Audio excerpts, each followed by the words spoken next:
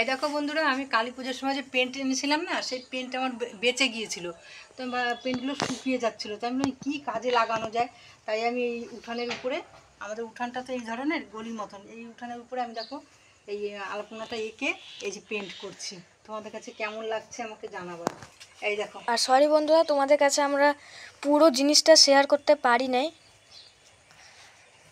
যতটুকু পারছি অতটুকু শেয়ার করছি। এই দেখো জায়গায় জায়গায় আমি পেন্ট করছি, ওইগুলো জায়গায় দেখো। ওগুলা ওইটাতে এখন করতে লাগবে। এই যে এই পদ্ম ফুলটাকে আঁকা হয়েছে, আর ওইটাতে এখন রং করা বাকি আছে।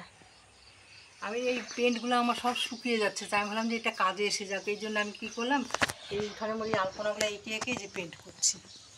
পেন্টগুলো আমার নষ্ট হবে না, কাজে এসে যাবে, দেখতে সুন্দর লাগবে উঠানটা। তোমাদের কাছে কেমন লাগলো জিনিসটা, আমার আইডিয়াটা কমেন্টে আমাকে জানাও। তোমরা কমেন্ট করে বলো কীরকম লাগছে।